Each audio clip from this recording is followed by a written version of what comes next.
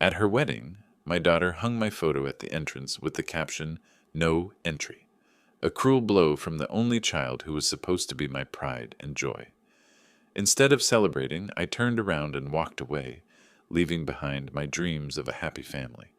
But 3 hours later, my phone exploded with 73 missed calls. Her betrayal had turned into chaos. Before we continue, please subscribe to the channel and write in the comments what time it is where you are now. The harsh blue glow sliced through my warm reading lamp like a blade.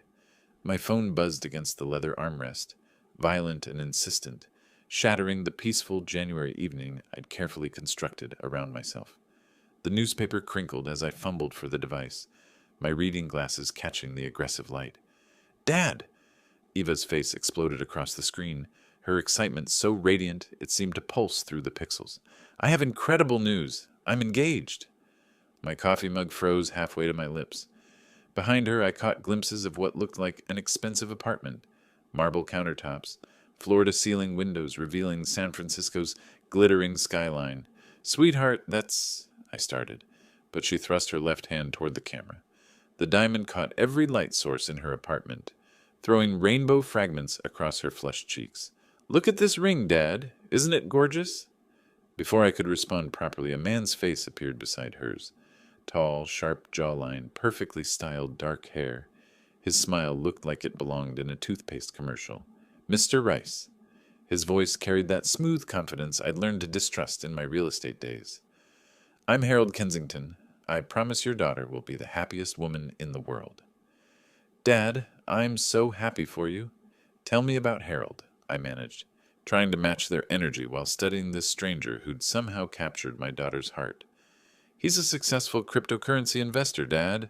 He has such ambitious plans." Iva practically bounced as she spoke. "Harold's portfolio includes blockchain startups, NFT ventures." "Market's been volatile lately," Harold interrupted smoothly, his hand sliding to rest on Iva's shoulder. Something about the gesture struck me as possessive rather than affectionate. "But I've diversified across multiple sectors. Tech, renewable energy, some traditional stocks for stability." I noticed how his eyes never quite met mine through the camera. They darted to something off-screen, maybe another device, maybe checking the time. His expensive-looking watch caught the light, but something about the way he positioned his wrist seemed deliberate, almost performative. "When's the wedding?" I asked. "March 15th?" Eva squealed. "I know it's soon, but Harold found this amazing venue that had a last-minute cancellation. The Fairmont San Francisco. Can you believe it?" 2 months. They were planning to marry in 2 months. "That's quite fast," I said carefully. Harold's smile tightened almost imperceptibly. "When you know, sir. Plus, Iva deserves the wedding of her dreams, and this venue won't wait."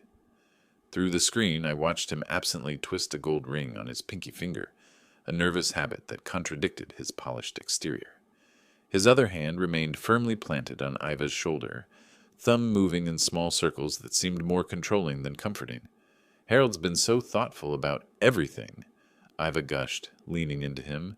"He's handling all the vendors, the arrangements. I barely have to worry about anything." That should have made me happy. Instead, something cold settled in my stomach. "Well, I can't wait to meet you properly, Harold," I said, forcing warmth into my voice. "Likewise, Mr. Rice. I've heard so much about you." After more excited chatter about flowers and catering, they finally hung up. I sat in my leather chair as darkness crept back into the room, the phone's glow fading to black in my palm. The newspaper lay forgotten on the floor, and my coffee had gone cold.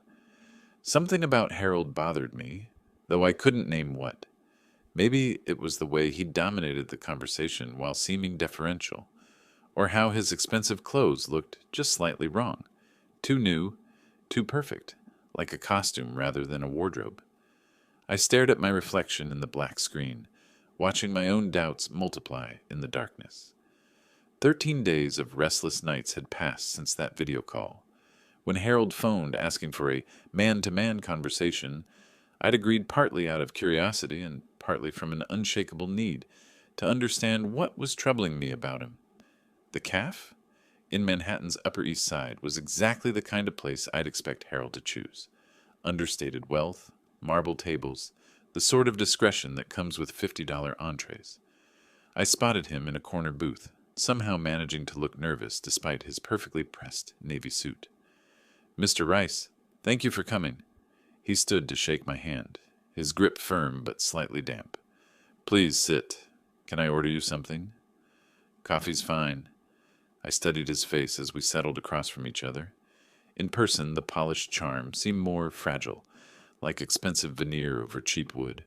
"How are the wedding preparations going?" I asked. "Wonderful, actually. That's part of why I wanted to speak with you." He fidgeted with his coffee cup, rotating it precisely 90 degrees. "Can I trust you with something confidential?" The question hung between us like a trap waiting to spring. "Of course," I said, though every instinct screamed otherwise. Harold leaned forward, lowering his voice to a conspiratorial whisper. "My investments are temporarily frozen due to market conditions. Nothing serious. Regulatory review of one of my crypto funds. Should resolve within 6 months, but—" He paused, letting out what sounded like a practiced sigh. "Eva dreams of a fairy tale wedding, and I can't bear to disappoint her." I watched his eyes as he spoke. They focused on a point just over my left shoulder, never making direct contact. "The venue requires full payment up front," he continued. "Flowers, catering, everything. It's more than I can liquidate right now without taking massive losses on my frozen assets." "How much do you need, Harold?" 50,000 would cover everything. I'll return every cent by year's end, I promise. With interest, of course." He reached into his jacket and pulled out what looked like official documents. "These show my portfolio value. Over $2 million in assets, just temporarily inaccessible." The papers looked legitimate, full of official seals and legal language I didn't understand, but something about the way he'd produced them so smoothly, like a magician revealing a planted card, made my skin crawl. "Mr. Rice, I know how this must sound, but I love your daughter more than anything in this world. I just want to give her the perfect beginning to our life together." He was good, I had to admit. The vulnerability seemed genuine, the documentation convincing, and 50,000, while significant, wouldn't devastate my retirement savings. "All right," I heard myself saying, "but Iva must never know about this." "Absolutely. It would crush her to think I couldn't provide for her properly." Relief flooded his features so quickly it almost looked genuine. "You have no idea how much this means to me, sir." I wrote the check with deliberate slowness, my hand hesitating above the signature line. Harold's eyes tracked every movement of my pen like a hawk watching prey. The moment I tore the check free, he practically lunged across the table to take it, folding it carefully into his wallet. "You won't regret this, Mr. Rice. Eva's going to have the most beautiful wedding San Francisco has ever seen." He left immediately after that, citing urgent calls with vendors. I sat alone in the expensive cafe, watching my coffee grow cold while affluent New Yorkers chatted around me about market trends and vacation homes. My phone felt heavy in my pocket. I should call Eva, ask more questions about Harold's business, do some basic checking that any rational person would do before handing over $50,000. Instead, I finished my coffee and headed home, carrying the weight of a secret that already felt like a mistake. 6 days had crawled by since that cafe meeting, each one heavier than the last. I moved through my Brooklyn apartment like a ghost haunting his own life, the cordless phone never far from my hand. Every surface seemed to mock me, the clean kitchen where I barely ate, the living room where I couldn't concentrate on reading, the bedroom where sleep came in fragments. Margaret's photograph watched me from the nightstand, her gentle smile frozen in better times. I picked up the silver frame, running my thumb across the glass. "Margaret always said, 'Truth is more important than comfort,'" I whispered to her image. She'd have known what to do. Margaret never trusted smooth talkers, never let charm override her instincts. When Iva was 16 and wanted to date that boy with the motorcycle, Margaret had done a background check that would have impressed the FBI. But Margaret was gone, and I was making decisions that felt like betrayals of everything she'd taught me about protecting our daughter. The phone buzzed in my other hand. Eva's contact photo smiled up at me. She'd inherited her mother's intuitive eyes, the same eyes that were now clouded by love and trust in a man who might be lying about everything. I dialed her number, hung up before it could ring, then immediately dialed again. Dad, perfect timing. I just got back from the florist. How are the wedding preparations going? I tried to sound casual, though my voice came out strained. Wonderful, Dad. Harold is so attentive to details. He's handling everything. The band, the photographer, even coordinating with the hotel staff. I barely have to think about anything except showing up in my dress. Every enthusiastic word felt like a small knife twist. Harold was controlling every aspect of their wedding with her money. My money. Eva, I started, then stopped. The promise I'd made to Harold felt like chains around my tongue. Are you sure you know Harold well enough? Of course, Dad. Why do you ask? Her voice shifted, becoming slightly defensive. I could hear her moving around her apartment, probably arranging flowers or sorting through wedding magazines. Just parental worries. You've only known him a few months? 6 months, actually. And when you meet the right person, time doesn't matter the same way. She laughed, but it sounded forced. You taught me to trust my instincts, remember? Well, my instincts tell me Harold is perfect for me. Perfect. The word echoed in my mind like a warning bell. Nothing was perfect, especially not people who claim to be. I'm sure you're right, sweetheart. I can't wait to dance with you at your wedding.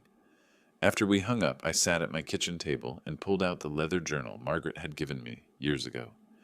Most of the pages remained blank. I'd never been much for writing down thoughts. Tonight felt different.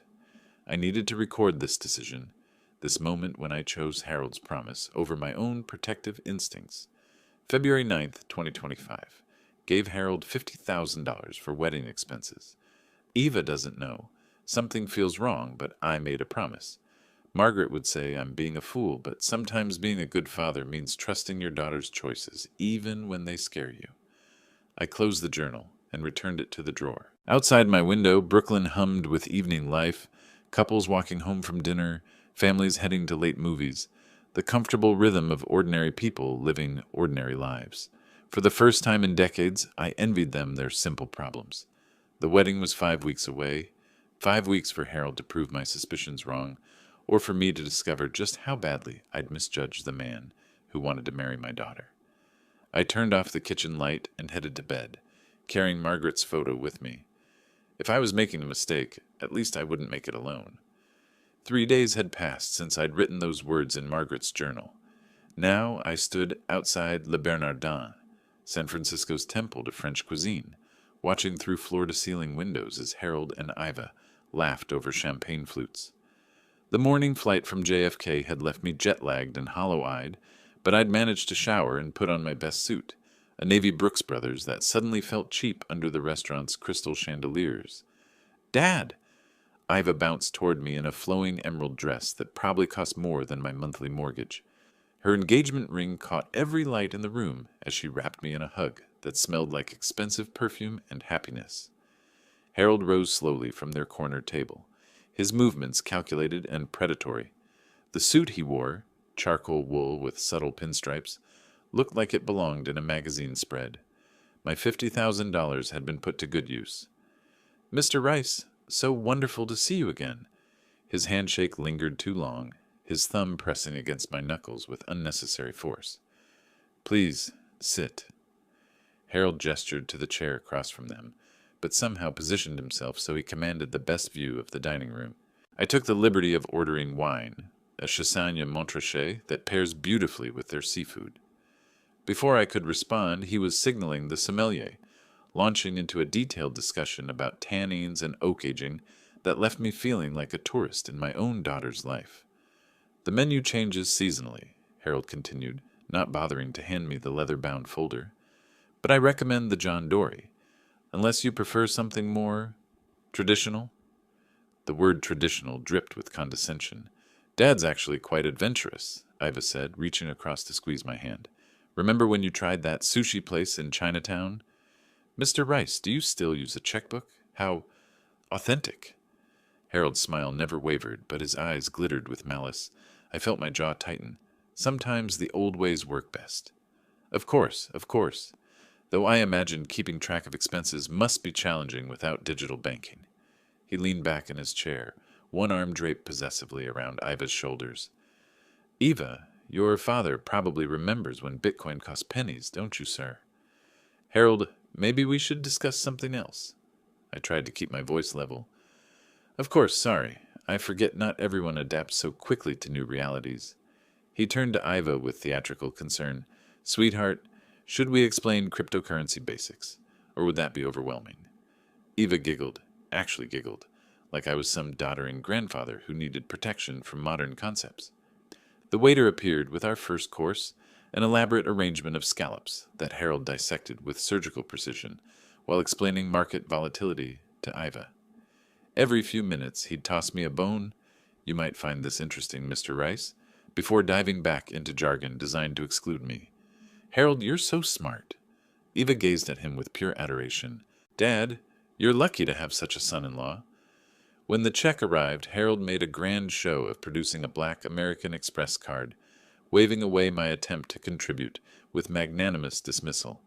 Please, Mr. Rice, this is my treat, after all. His eyes met mine with calculated cruelty. I can certainly afford it.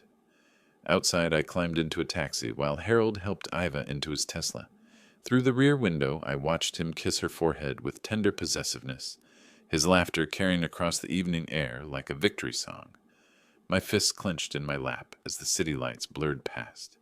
Something was very, very wrong with Harold Kensington. Sleep was impossible. I lay in my generic hotel bed until 11:30, replaying every smirk, every calculated insult, every moment Harold had made me feel small in front of my own daughter. Finally, I gave up and moved to the cramped desk, still wearing my wrinkled dinner shirt and loosened tie.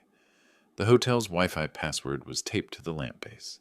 I opened my laptop and stared at the search bar, unsure where to begin. Harold Kensington, I typed. The first page showed LinkedIn profiles and some tech blog mentions, all consistent with his story. Too consistent. I scrolled deeper, adding San Francisco to narrow results. Page 3 yielded something different. A business registration for Kensington Digital Ventures, filed just 6 months ago. The address was a UPS store. I tried Harold Kensington fraud. The screen flickered, then filled with court documents. Los Angeles County Superior Court. Case number CV 2024-7891. Harold James Kensington, defendant in a civil lawsuit for misappropriation of funds, identity theft, and investment fraud. Court case in Los Angeles. Investment fraud, I whispered to the empty room. My hands trembled as I clicked through pages of legal documents. The plaintiff was a woman named Rebecca Martinez, age 31, who'd given Harold $180,000 for what she believed were cryptocurrency investments. The photo showed a pretty brunette with trusting eyes that looked remarkably like Eva's. I searched Harold Kensington Los Angeles victims. More cases emerged. Sarah Chen, $95,000. Jennifer Walsh, $240,000. Always the same pattern. Young, successful women. Always the same promises of investment opportunities. Always the same devastating losses. Harold Kensington accused of misappropriating $200,000. I read aloud from a news article, my voice cracking. But it was the photo gallery that made my blood freeze. Harold with Rebecca at what looked like an engagement party. Harold with Sarah at a romantic dinner. Harold with Jennifer, her left hand prominently displaying a diamond ring identical to Iva's. I spent the next 4 hours printing everything.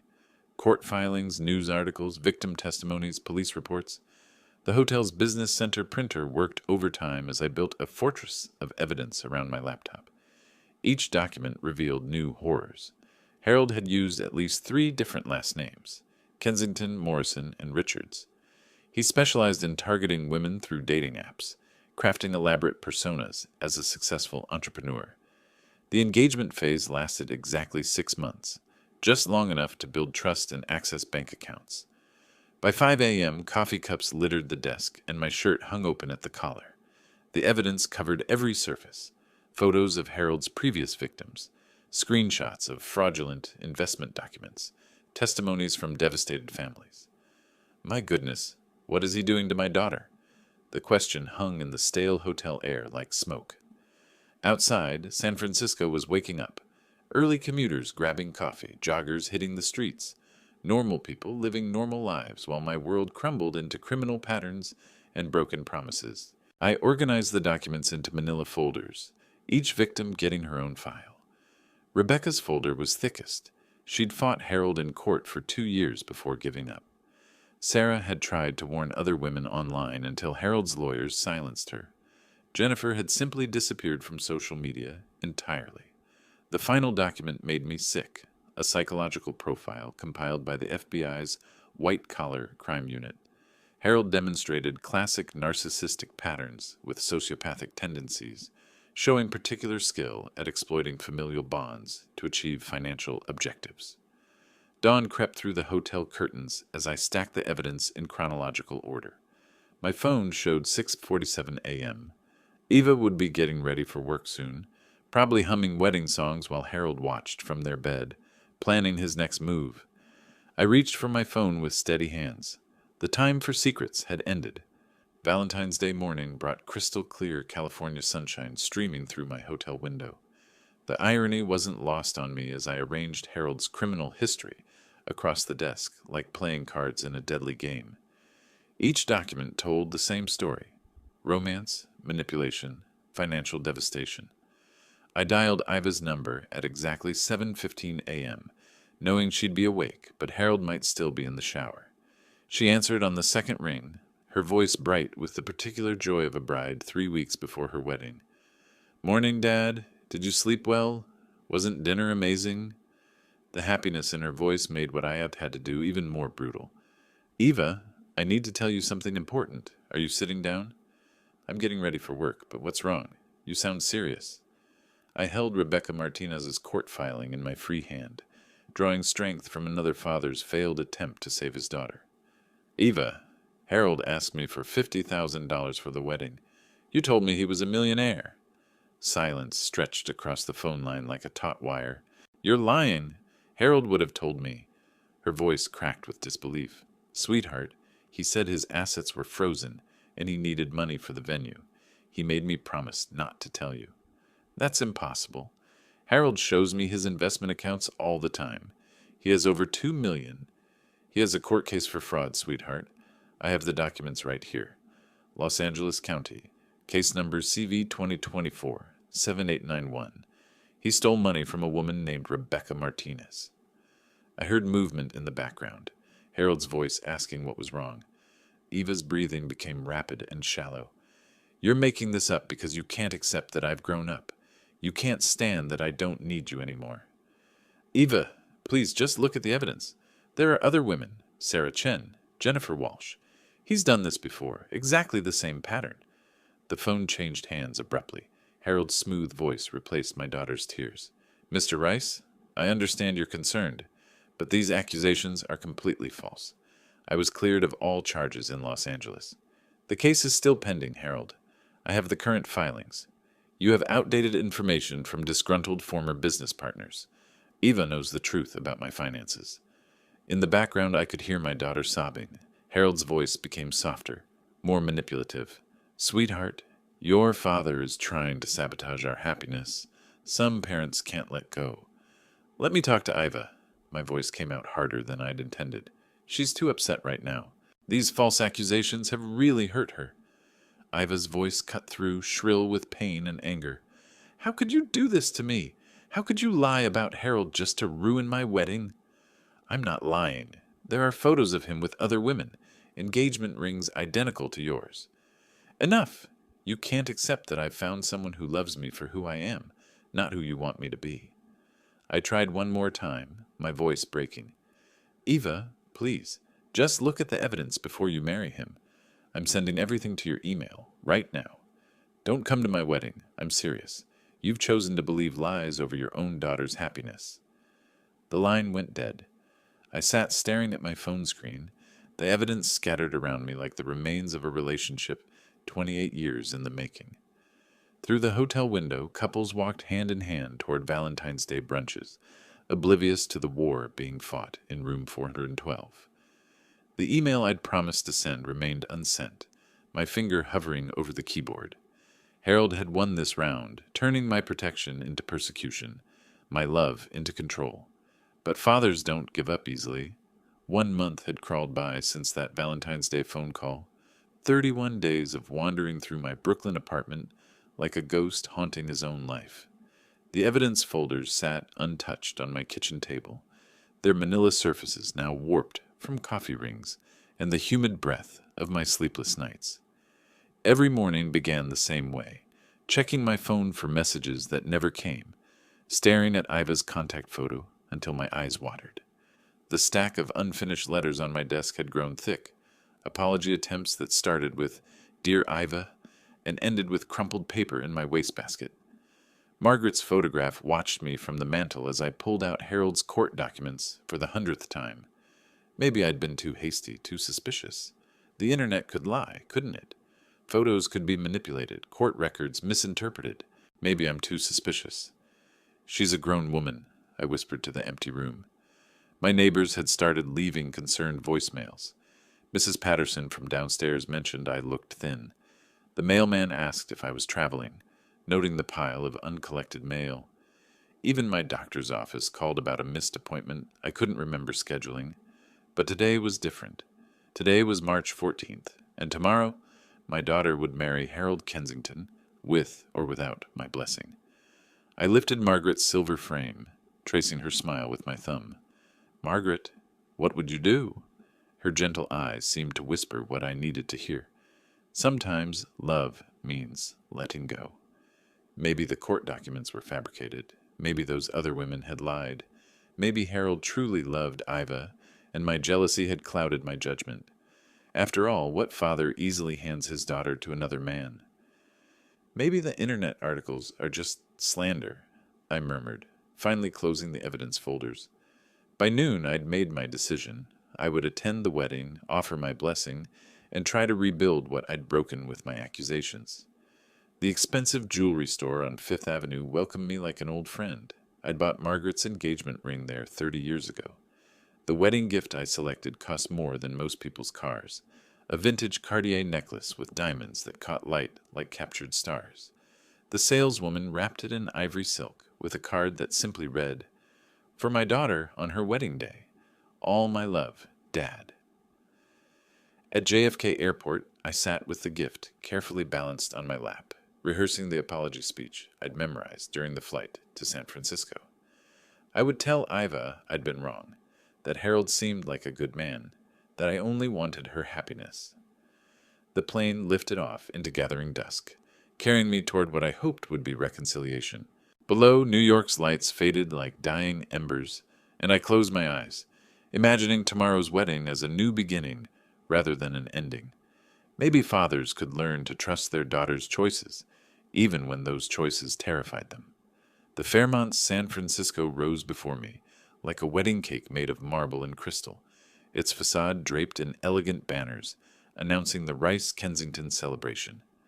I stepped from the taxi, clutching Iva's gift, my heart hammering against my ribs as I adjusted my best navy suit, the same one I'd worn to walk her down the aisle at her college graduation. Wedding guests flowed through the hotel's entrance in streams of silk and laughter, their voices mixing with the gentle sound of a string quartet warming up somewhere inside. I recognized a few faces: Iva's college roommate, my brother Frank from Boston, neighbors from our old house in Queens. Then I saw it. My own face stared back at me from an ornate easel beside the entrance doors, blown up to poster size in professional black and white. Beneath my photograph, elegant calligraphy spelled out words that hit me like physical blows. "Entry forbidden, Giles Rice. By request of the bride and groom." The wedding gift slipped in my suddenly nerveless fingers. Other guests slowed their approach, reading the sign with uncomfortable curiosity before hurrying past. A few shot me sympathetic glances, recognizing the man in the photograph standing frozen on the sidewalk. "Excuse me, sir, but you're not expected here." A security guard materialized beside me, his voice professional but not unkind. His name tag read, "Martinez." Perhaps he had daughters too. This is my daughter getting married." The words came out strangled, barely audible above the hotel's ambient noise. Martinez shifted uncomfortably, his hand resting gently on my elbow. "I'm very sorry, but I have clear instructions." The couple was quite specific about this arrangement. Through the glass doors, I could see the reception hall being prepared, white roses cascading from crystal stands, tables set with china that probably cost more than my monthly rent, my $50,000 at work, creating beauty I was forbidden to witness. Other guests continued flowing around us like water around stones, their conversations dropping to whispers as they passed the photograph of the banished father. Some looked genuinely shocked. These were people who'd known me for years, who'd attended Iva's birthday parties and graduation celebrations. I set the Cartier box carefully beside my own photograph, the ivory silk wrapping bright against the hotel's polished marble. The diamonds inside would catch the light beautifully on Iva's throat whenever she chose to open it. Now I understand, Harold. Now I understand everything. Martinez stepped back slightly, perhaps hearing something dangerous in my voice. But I wasn't angry anymore. Anger was too small for what I felt. This wasn't just rejection, it was calculated humiliation, designed to strip away every shred of dignity I might have salvaged from our relationship. Harold hadn't simply won Iva, he'd made sure I would be publicly marked as the father too toxic to attend his own daughter's wedding. The photograph would ensure that everyone, friends, family, strangers, would know exactly how completely I'd been cast out. I straightened my tie and nodded to Martinez. "Could you call me a taxi, please? I need to get to downtown Chase Bank before they close." The security guard looked relieved. "Of course, sir. Right away." As I waited for the cab, I took one last look at my own face staring back from that easel. The man in that photograph still believed his daughter might forgive him, might choose family over a stranger's manipulation. That man had been a fool, but he'd learned better now. The taxi deposited me outside Chase Bank's downtown San Francisco branch at exactly 4:30 p.m., the afternoon sun casting long shadows across the building's granite facade. Inside, Saturday's skeleton crew moved with the languid efficiency of people counting hours until closing time. I approached the customer service desk with the same methodical calm I'd once used to close million-dollar real estate deals. The young banker, her name tag read Jessica, looked up from her computer screen with practiced politeness. "Good afternoon. How can I help you today?" I placed my driver's license and account documentation on her polished counter with deliberate precision. "I need to cancel a check immediately." Jessica's fingers flew across her keyboard, pulling up my account details. "Certainly, sir. Can you provide the check number and amount?" "Check number 2847, $50,000, made out to Harold Kensington." I spelled the last name carefully, watching her type each letter. "Sir, if the check has already been submitted for payment, this could create problems for the recipient." Her voice carried the cautious tone of someone who dealt with angry spouses and business disputes. I met her eyes steadily. "That's exactly what I'm interested in." Understanding flickered across her features. She'd seen this scenario before. Betrayed business partners, cheating spouses, family feuds that ended in financial warfare. She pulled out the official stop payment forms without another word. "There's a $35 processing fee, and the cancellation will take effect immediately in our system. Any attempts to cash or deposit this check will be declined." "Perfect." I signed each form with the same careful signature I'd used on Harold's original check, the irony not lost on me.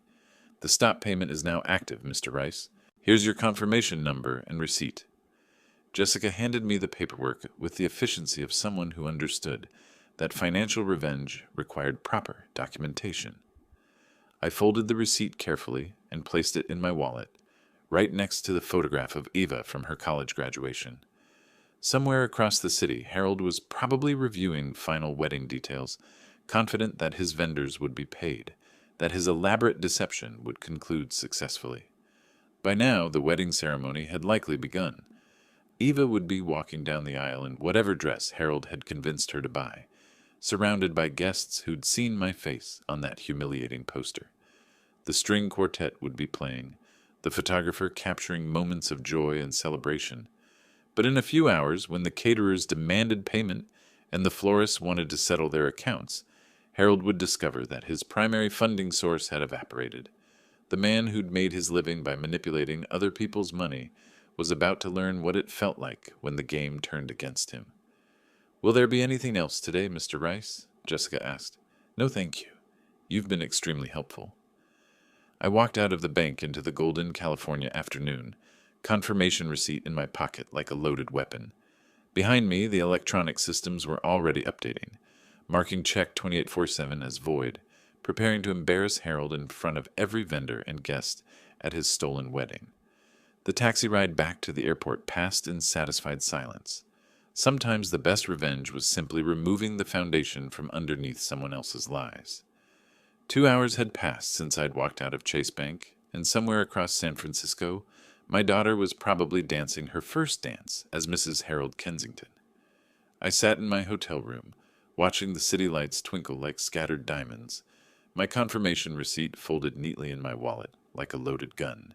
The Fairmont's ballroom would be glowing with candlelight about now, the string quartet playing Pachelbel's canon, while Iva floated across the marble floor, in whatever dress Harold had convinced her to buy. The thought should have made me sad. Instead, I felt nothing but cold satisfaction. My phone buzzed, a text from my brother Frank. "Beautiful ceremony. Wish you could have been here." Then another buzz. "Payment terminal acting up. Very strange." This one from someone I didn't recognize. Probably a vendor. The third message made me smile. "Harold looks like he's seen a ghost." At the Fairmont, Harold would be approaching the catering manager about dinner service, pulling out the black American Express card he'd used so dramatically at our disastrous restaurant meeting. The same card that would now decline with the harsh electronic beep of insufficient funds. "Mr. Kensington, we need immediate payment before we can serve the main course." The catering manager's voice would be professional, but firm. I'd dealt with enough wedding vendors to know the drill. Harold would try again, probably blaming technical difficulties, asking them to process it manually. When that failed, he'd pull out backup cards, each one maxed out from previous schemes, each rejection echoing through the ballroom like gunshots. "There must be a mistake. This is impossible," he'd insist, sweat beading on his forehead despite the ballroom's careful climate control. By now, the musicians would have stopped playing. Their payment authorization also declined. The photographer would be packing expensive equipment, explaining apologetically that contracts required immediate settlement. Even the florist would begin quietly removing centerpieces, protecting their investment from a client who could no longer pay. "Harold, what's happening? Why is everyone leaving?" Iva's voice would crack with confusion and growing panic. Other guests would notice the chaos. Wealthy friends and family watching in horror as vendors systematically dismantled the elegant wedding they'd been admiring. Social media posts would shift from congratulatory photos to uncomfortable documentation of a very public financial meltdown. "Your father, he did this. He ruined our wedding." Harold's voice would rise above the murmur of confused guests, his practiced charm finally cracking under pressure. But I wasn't there to witness his humiliation firsthand. I was 3,000 miles away, room service coffee growing cold on my nightstand, watching my phone light up with increasingly frantic calls from a number I recognized as Harold's. Call after call after call, each one more desperate than the last. I let them all go to voicemail. 73 missed calls. I counted them twice, watching the red notification badge grow larger with each desperate attempt. Harold's number dominated the list, but now Iva's contact photo appeared between his calls, my daughter's bright smile flickering across the screen like a distress signal. The voicemails told the story I'd orchestrated but couldn't witness firsthand. Harold's first message, recorded at 7:15 p.m., still carried traces of his practiced confidence. "Mr. Rice, there seems to be a technical issue with the banking systems. If you could call back." By message 15, the mask was slipping. "Sir, I need you to contact the bank immediately. This is extremely urgent." Message 37 revealed panic. "Please, Mr. Rice, the wedding is falling apart. There's been some terrible mistake." I poured myself a scotch from the hotel's minibar and settled into the leather armchair by the window. Manhattan's lights sparkled below, while across the country, Harold's carefully constructed world crumbled in real time. The messages grew increasingly desperate. Background noise revealed the chaos, vendors arguing, guests murmuring, the hollow echo of a ballroom being systematically stripped of its magic. Harold's voice cracked as he begged, threatened, and finally confessed. "I know what you think happened, but I can explain everything. The money, yes, I needed help, but I was going to pay you back. Please, your daughter is crying." Message 68 changed everything. Instead of Harold's frantic pleading, I heard Iva's voice, broken and small.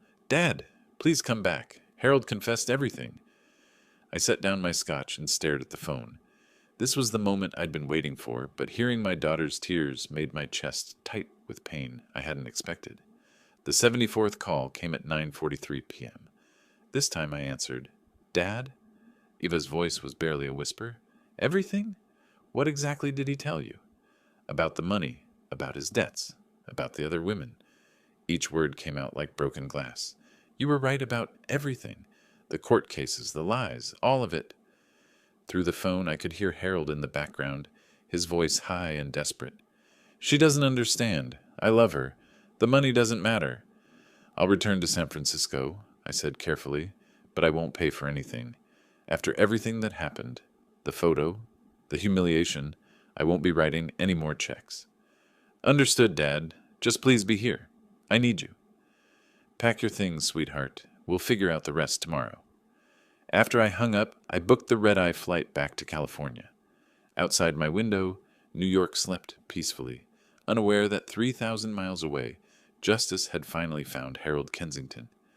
Sometimes the best revenge was simply letting someone reveal their true nature when the pressure became too much to bear. 3 months later, summer heat shimmered off Brooklyn's sidewalks, as I heard familiar footsteps climbing the stairs to my apartment. Through the peephole, I saw Iva standing in the hallway with 2 worn suitcases, her face gaunt but determined, looking more like my daughter than she had in over a year. I opened the door before she could knock. "Dad, forgive me.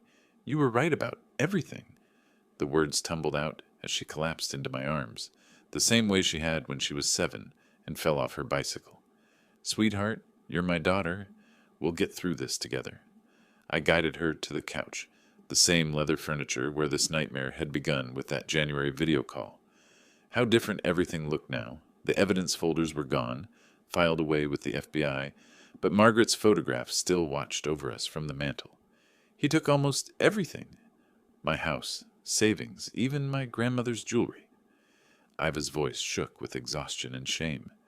"After the wedding fell apart, he became desperate. Started forging my signature, accessing accounts I didn't even know he'd found." The television murmured in the background. I'd been watching the evening news out of habit. Suddenly, Harold's face filled the screen, but not the polished headshot from his fake business profiles. This was a mugshot, his hair disheveled, his practiced smile replaced by the hollow stare of someone whose schemes had finally caught up with him. "Harold Kensington arrested for fraud in especially large amounts," the anchor announced with professional detachment. "Federal investigators say he targeted wealthy families through romantic relationships, stealing over $2 million from victims across multiple states." Iva looked up at the screen, then back at me. "They called me yesterday. I'm not his only victim, am I?" "Rebecca Martinez, Sarah Chen, Jennifer Walsh." I named the women whose photographs I'd printed in that San Francisco hotel room. "You weren't his first, but you'll be his last." The news continued with details that validated every instinct I'd had about Harold. Multiple identities, forged investment documents, a pattern of targeting successful women through dating apps, then systematically draining their assets over 6-month periods. "Harold will answer for this. Justice will be restored," I said, pulling my daughter closer. The federal investigation had moved swiftly once Harold's house of cards collapsed. My evidence from that sleepless night in February had provided the initial roadmap, but Harold's desperation after the wedding had led him to make increasingly reckless moves. When you've built your life on lies, the truth has a way of surfacing when you least expect it. "I testified at the grand jury last week," Iva said quietly. "He's looking at 15 to 20 years. Outside, Brooklyn hummed with its familiar evening rhythm. Normal families were finishing dinner, helping children with homework, living the simple, honest lives I'd envied during my darkest moments. "What now?" Iva asked. I looked around the apartment that had sheltered me through the worst crisis of my life, then at my daughter, older, wiser, scarred, but not broken. "Now we rebuild? Together?" Margaret's photograph seemed to smile approvingly from the mantel. Sometimes protecting the people you love means making difficult choices, even when they hate you for it. But love endures, truth prevails, and justice, when it finally comes, tastes sweeter than any revenge. If you like this story, please like this video, subscribe to the channel, and share your impressions of this story in the comments. To listen to the next story, click on the box on the left. Thank you for watching,